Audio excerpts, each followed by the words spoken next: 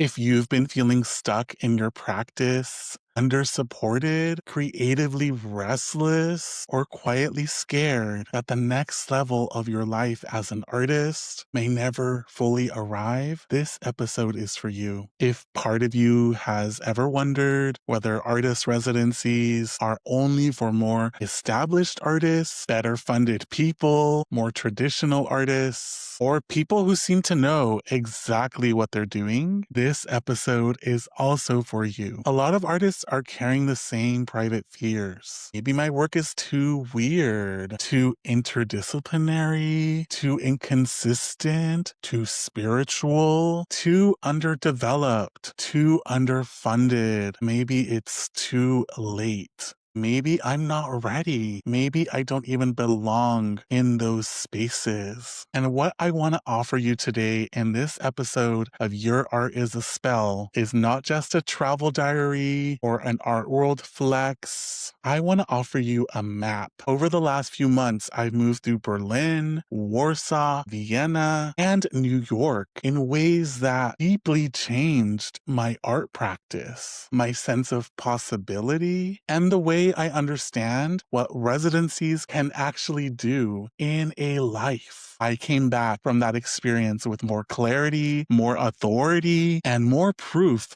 that these containers can genuinely rearrange what feels possible for artists. So in this episode, I want to walk you through why artist residencies matter, how they can transform you, what has changed for me through them over time, what was hard about this recent artist residency, and why I still believe they can change your life too. And if by the end you realize you want more support around artist residencies, artist statements, applications, and building an unconventional, creative life, I'm also creating a new home for that support through Mutant Magic, my new ghost-based newsletter and membership space. There will be a link here in the show notes or in the description of this video. And if you're already on my mailing list, you're in luck because I'll be bringing you over automatically and adding you to the free tier,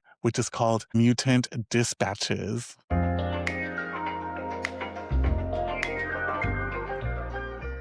If you've been craving a bigger life for your art, but you're not sure how people actually get there, I want to tell you something that has fully transformed my own experience of being an artist over and over again. Artists residencies, not because they make you more legitimate, not because they magically solve everything, but because they can pull you out of survival mode, out of repetition, out of the tiny frame your life may have been squeezed into, and place you inside a different reality where your art gets to become the center again. And if you've ever thought, that sounds amazing, but I don't even know where to start. Or maybe that's for other kinds of artists, not me. I made this episode for you. Before we go deeper, I want to ground us in something simple. An artist residency is a container that gives you the time, space, and some sort of support to focus on your work in a place that it is not your everyday life. Sometimes that means housing and a studio. Sometimes it includes a stipend, even travel support, research access, institutional connections, or a cohort of other artists. Sometimes it's rural and quiet, and sometimes it's urban and intense. But at the core, a residency says, for this period of time, your art gets to be at the center of your life. And if you're someone who has spent years trying to make art in the leftovers of your life, after work, between obligations, while dreaming, while dealing with burnout, money stress, caregiving, self-doubt, or just a basic exhaustion of being alive right now, that kind of container can be so profound. It's not a fantasy vacation. You're still dealing with logistics, with uncertainty, and with real life. But it's one of the few structures in the art world that can give you what so many artists are starving for: protected time, distance from routine, and permission to take your own work seriously. And sometimes that permission changes everything.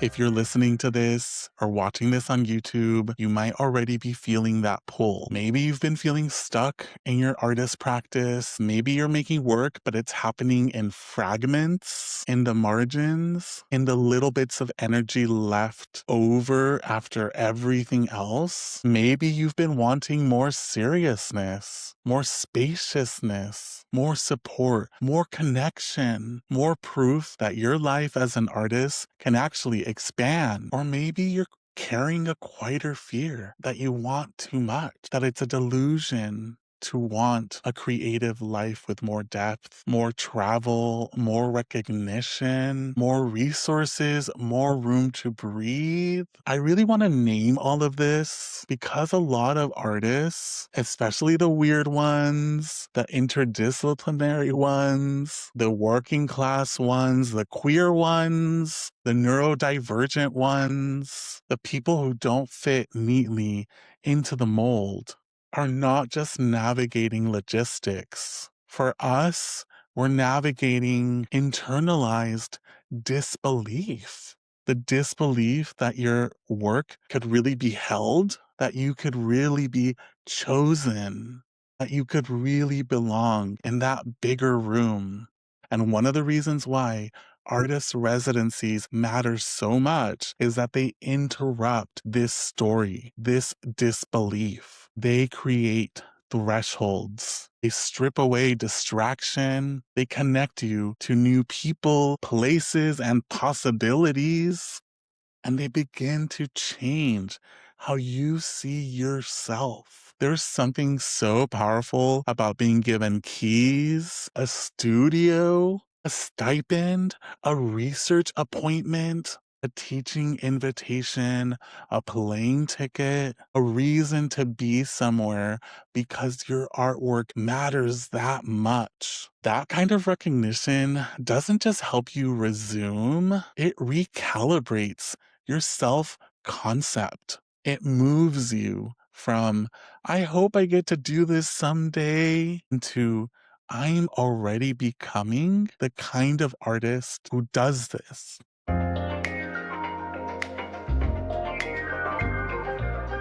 I want to share a few earlier examples from my own life because I think it helps to see how residencies can create ripple effects over time. One of the first major artist residencies that really changed things for me was the Tulsa Artist Fellowship. It was a 2-year residency with a stipend, with housing, and a studio space.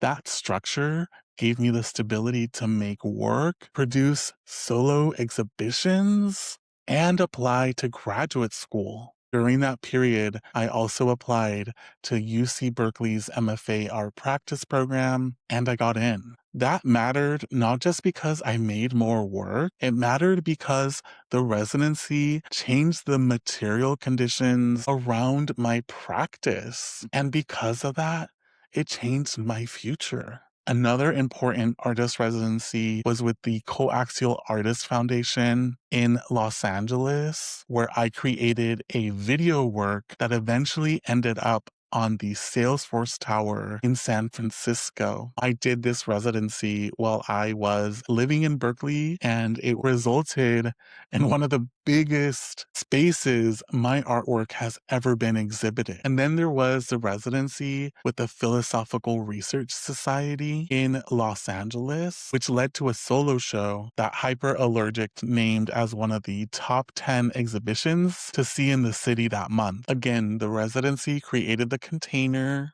and the effects kept unfolding beyond the official dates of the residency. This is one of the most important things I want you to hear. When you apply to a residency, you're not just applying for a temporary experience, you may be applying for the chain reaction that follows it.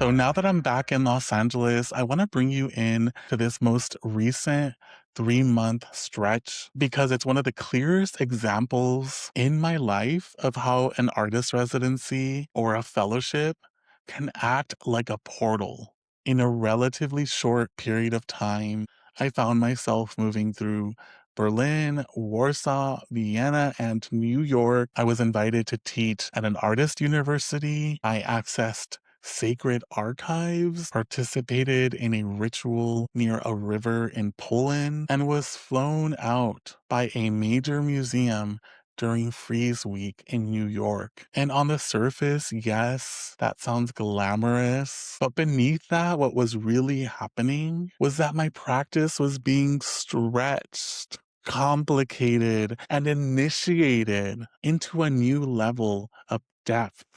And I also want to say this clearly. This portal opened up at a moment when I was feeling stuck. On paper, I had a lot of accomplishments, but internally, I felt financially strained, creatively hungry, and in need of a new relationship to my work. So if you're listening from a place of frustration, numbness, or uncertainty, I want you to know that being successful on paper and still needing a portal is very real.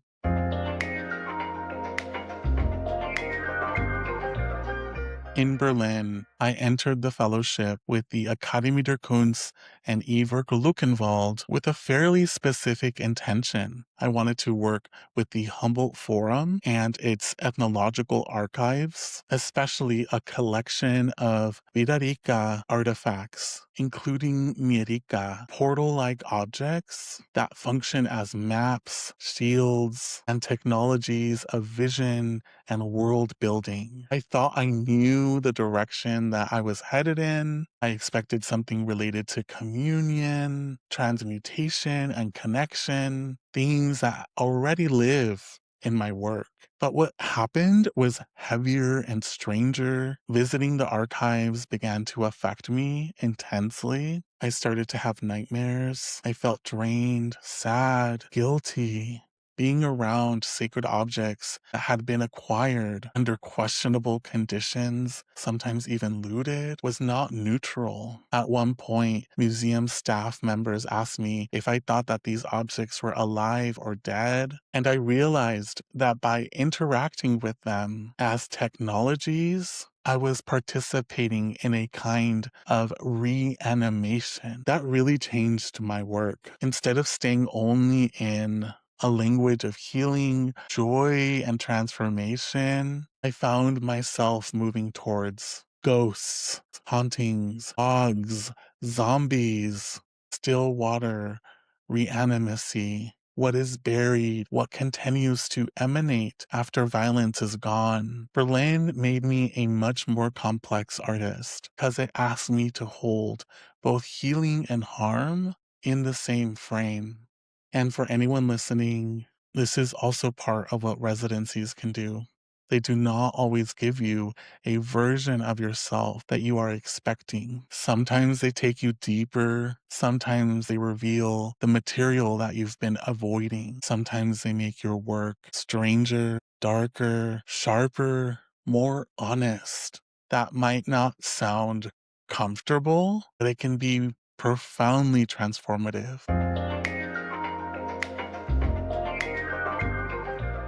Towards the end of my fellowship in Germany, we went to Warsaw for a water-centered retreat with the Ujazdowski Foundation, which is in a castle in the middle of Warsaw.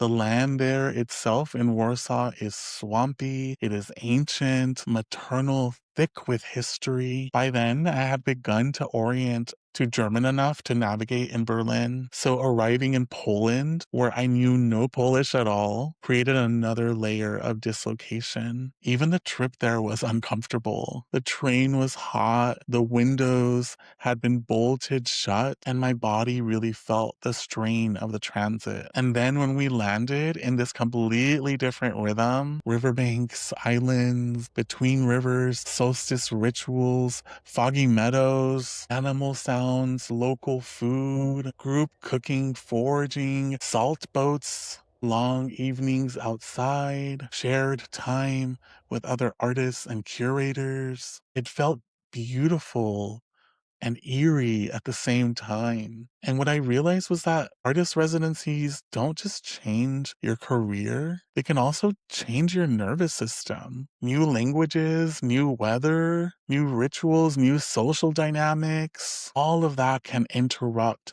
default patterns and make new emotional and creative states available. That is one of the hidden gifts of displacement. Your body starts to pay attention differently. And for artists, that shift in attention can become rich material to work with.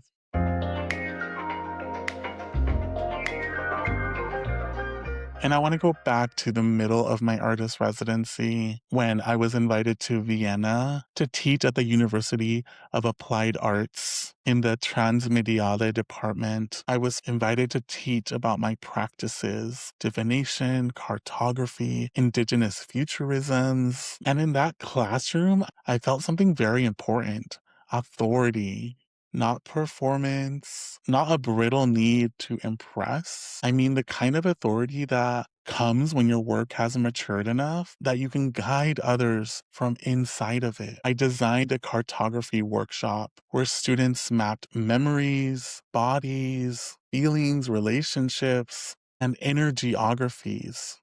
The room was alive. This experience helped me really initiate into another role. Not just artist, but teacher, guide, witness, someone who can hold space for other artists in their own becoming. And if you're listening because you want a bigger artistic life, that's another thing residencies can do. They can widen not only your opportunities, but your identity, your sense of self. They can reveal roles you are ready for before you fully know it yourself.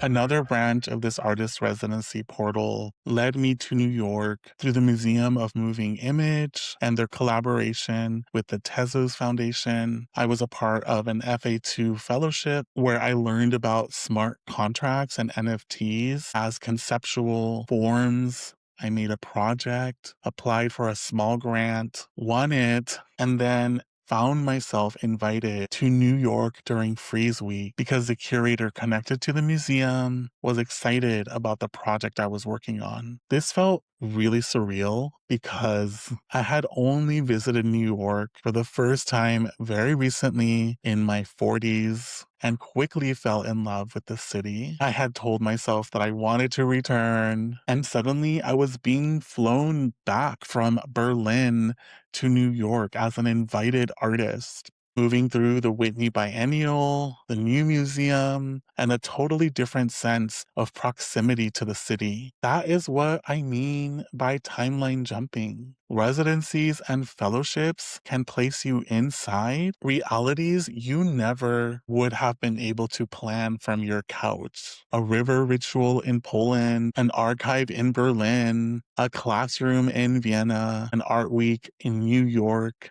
Each context invites out a slightly different self. And when you return home, you have to integrate all of them.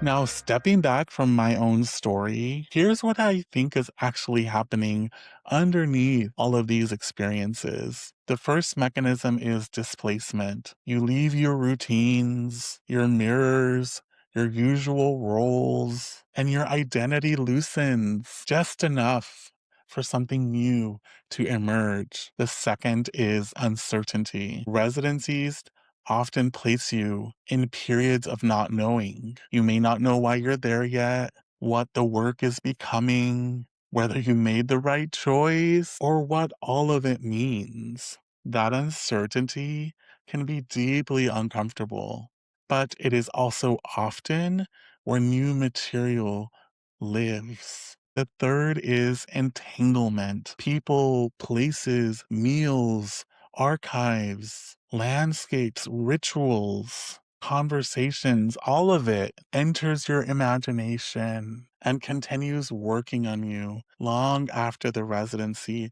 ends. And the fourth is the cascade effect. One residency leads to another opening, which leads to another invitation, another connection, which leads to another version of you. This is one of the reasons I care so much about supporting artists around applications. Sometimes the application is not just paperwork, it is a doorway to a chain of events you cannot yet see.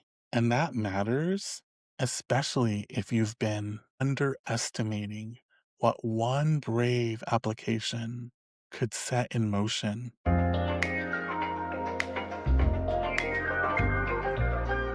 I also want to keep this honest because I don't want to romanticize artist residencies in a way that leaves people unprepared. There were periods of loneliness. I missed my husband. I missed my friends. I missed being able to speak easily or being known or grounded in a familiar context. I'm pretty introverted.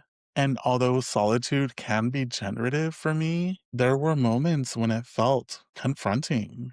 There were logistical and institutional challenges too, delayed money, travel stress, missed connections, program shifts, cultural misunderstandings, parts of the experience I had to process, mostly on my own in my journal or with people that I trusted. And energetically, the work with the archives was heavy, sitting with histories of extraction and sacred dislocation had a cost. I had to wrestle with what it means to enter into those spaces, what it means to make work in relation to them, and how to do that ethically. So, no, residencies are not just pure fantasy, but I think that's part of why they matter. They are real life, intensified. And even with the complexity, I would do it again.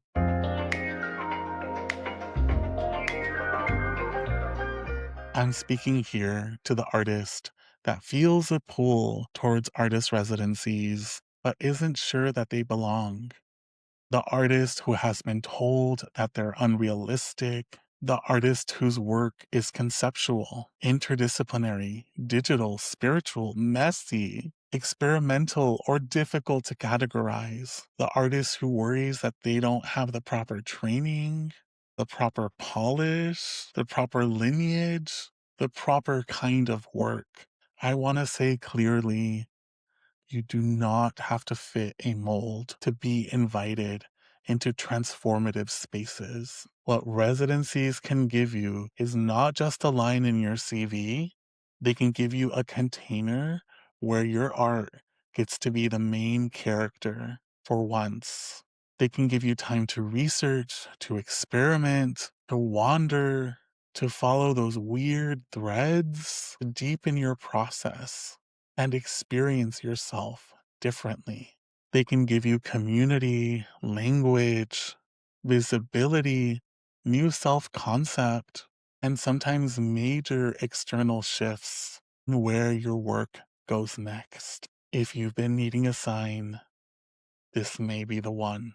And this is one of the reasons why I'm building Mutant Magic, because I know that there are so many artists, weirdos, multi passionates, and dreamers who are trying to build real creative lives without a lot of clear support, insider language, or sustainable containers. They have a vision, but not always access. They have talent, but not always guidance. They have ambition, but not always a place where their full complexity makes sense. Mutant Magic is my new newsletter and membership space on Ghost, which is a nonprofit and open source platform. There will be a free tier called Mutant Dispatches, where I'll share occasional updates, events, workshops, and other offerings. And there will also be paid tiers for people who want deeper access to my process, behind the scenes breakdowns, and more direct support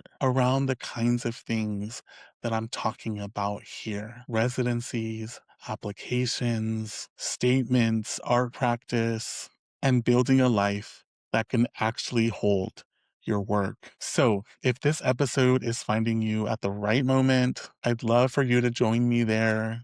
The link will be in the show notes if you're listening to this on a podcast, or in the description of the video on YouTube. And if you're already on my existing mailing list, you don't need to do anything. I'll be moving you over to this new platform and adding you to the free tier, Mutant Dispatches.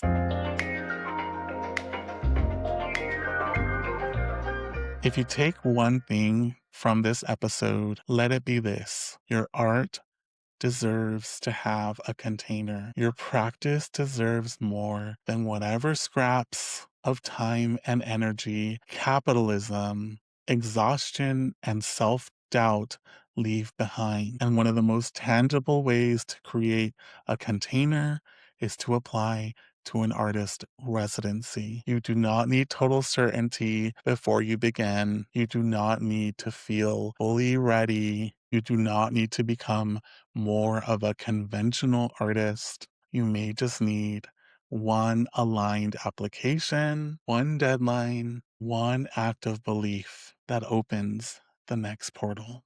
So here is your next step. Before the end of this week, find one residency that feels even slightly aligned and put the deadline on your calendar. That's it. You don't have to solve the whole application today. Just mark the threshold. And if you want support, come find me over at Mutant Magic. I'll be sharing more there, including resources and deeper reflections for artists trying to build bolder, stranger, more supported lives and practices. And if this episode has been supportive for you, I would love to invite you to share this with an artist friend. Leave me a thumbs up, a comment, ask your questions, and also leave us a review. It helps more artists like yourselves hear these episodes. And so for now, I just want to say that your art is a spell and it will change your life and the world around us. See you soon. Bye.